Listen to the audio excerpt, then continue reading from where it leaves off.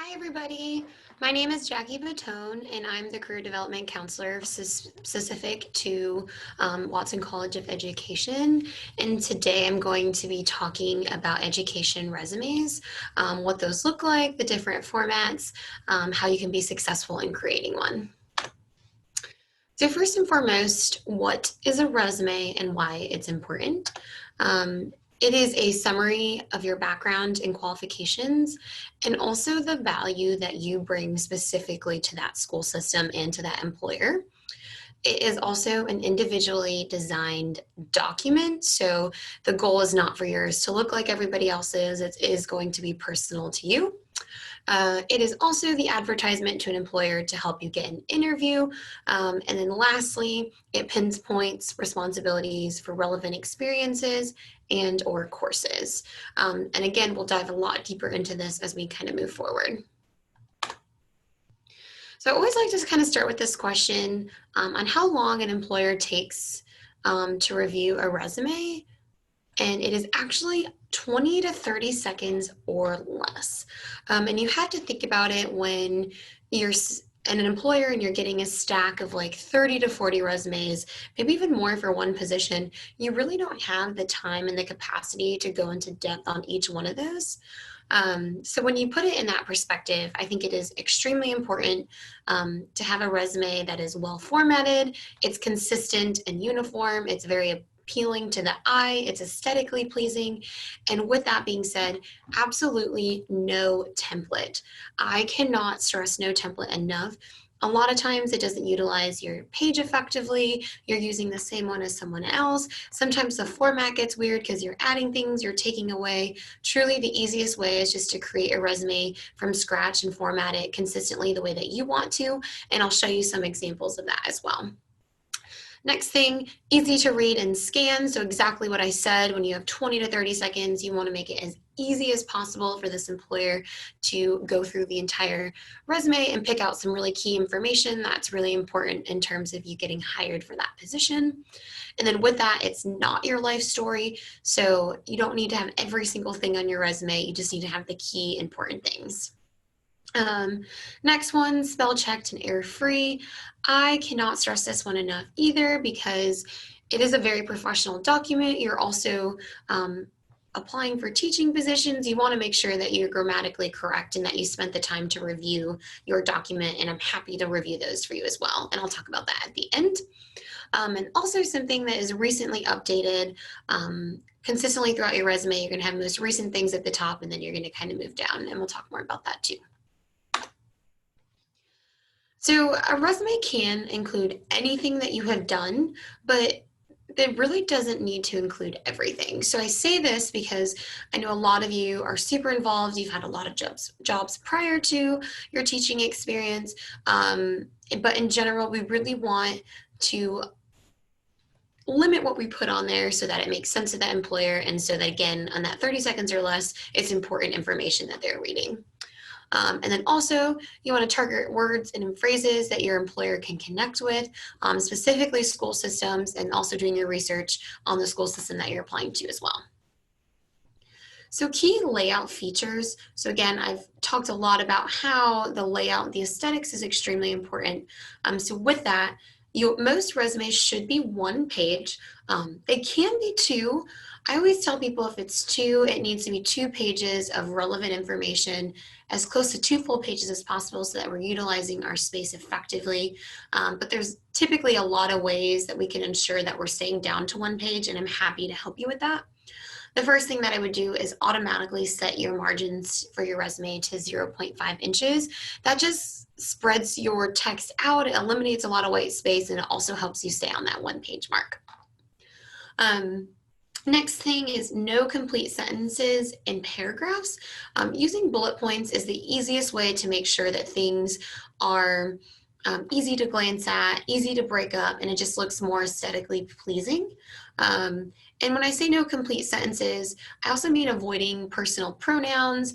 You don't even necessarily need periods. They're really just short, succinct statements outlining what you've done. Next, so specific, quantifiable information outlining your responsibilities and accomplishments. And we'll talk about that in another slide. Also, using a readable font size, I say anywhere between 10 and 12. I think my resume is set at the 11 mark, and I think that looks really nice. I usually recommend for people print out your resume before you're submitting it, just to get an idea of what it looks like on paper, to make sure that it's readable, that it's clean, that it looks good. And then the last one, references should be supervisory or someone that has seen you teach.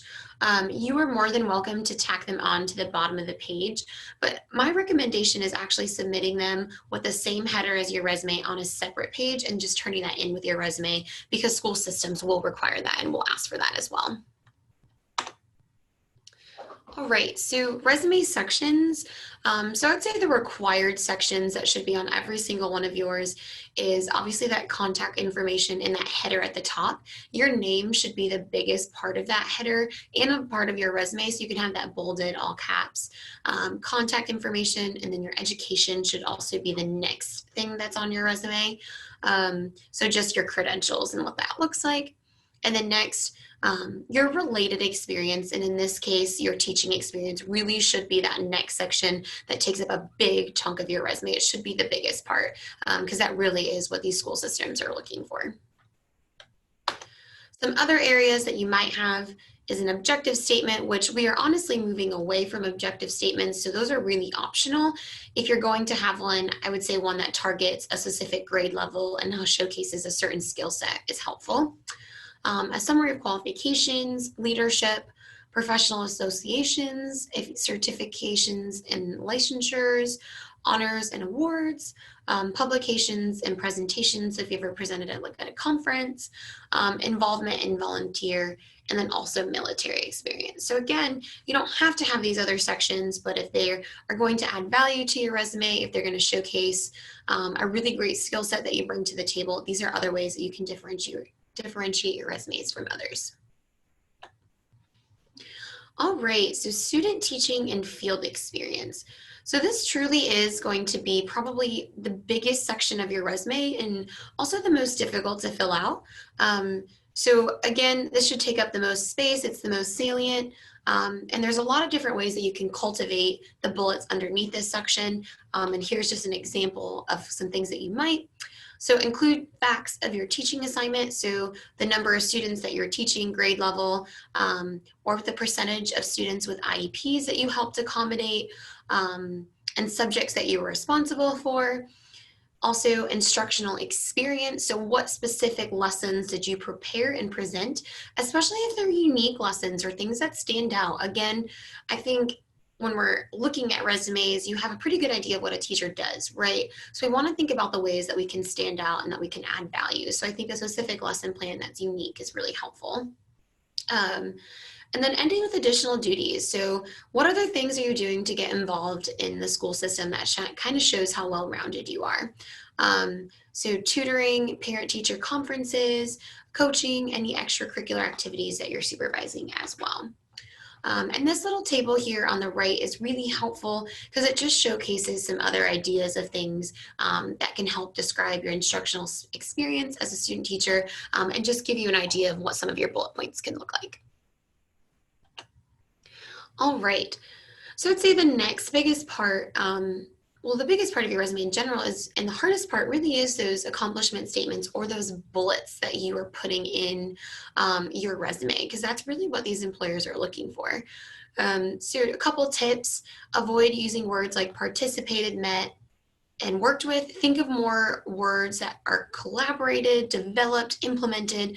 Tell them what you really did. Use more direct language and try to avoid using passive language. When you're a student teaching, you really are doing those things, and you should take ownership of what you are doing in the classroom and really sell that.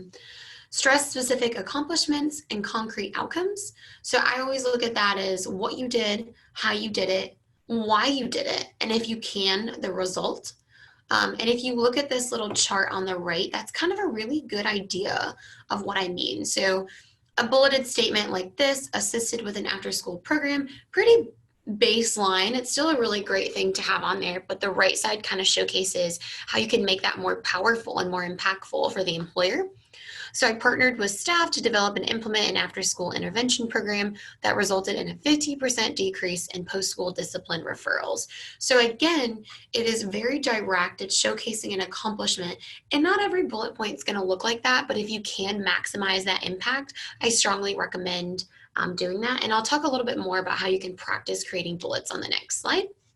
And then lastly, organize bullets to maximize impact, right? So if you have 5 or 6 bullets underneath a position, you can absolutely rearrange those whatever way makes sense to you. So the first 2 bullets really should be the most important ones, and then you're going to kind of move down just to make sure that they're being read and they're not being glanced over. So this is kind of what is an activity that I typically do in the classroom, but I wanted to showcase this on here still, just so something that you could do kind of on your own time if you're struggling with creating your statements. So applying this formula is really helpful. So starting with a strong action verb, so coordinated group sessions, adding in any qualifiers or descriptors to kind of help them paint a picture, a stronger picture of what you're doing. So coordinated group sessions for adolescent girls. Quantifiers, so anytime that we can add in numbers, I think that's a great way to add in depth without not necessarily adding in a lot of length. So coordinated group sessions for 8 to 10 adolescent girls. And then the outcome, coordinated group sessions for 8 to 10 adolescent girls to provide support and education of dating violence. So again, this is just a formula in action verbs, qualifiers, quantifiers, and then outcomes. That's a way for you to kind of revamp and develop those bullet points, especially if you find yourself getting stuck or needing a little bit more time on this. And then I kind of wanted to end with 2 different samples for you to kind of reference, and I'll also send some as well. As you can see, the formats of both of these, there is a lot of content on one page. Their margins are 0.5 inches. The dates are on the right-hand side. It kind of helps balance out that page. And everything is very consistent. So if you're going to bold something, you're going to consistently bold it. They have locations for each one. And again, the student teaching piece takes up a pretty big chunk of the resume, and that really is what you're looking for.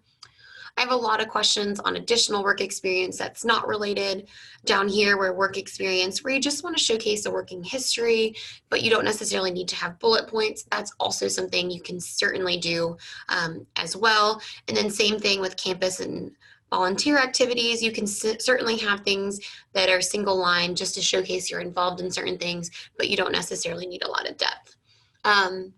I know this is a lot of information, but hopefully this helps you get started. I am more than happy to review any of your resumes, whether that's creating or scheduling an appointment with me through Handshake, which is our online platform, or if you just want to send me an email. And I could do a virtual review of your resume as well, because I know a lot of you are pretty busy. My email is on that first slide, and I'm more than happy to do that. And typically my turnaround time is about 72 hours. So again, if you have any questions, please feel free to reach out to me. I love resumes, and I can certainly help you feel confident and comfortable with your document. Thank you.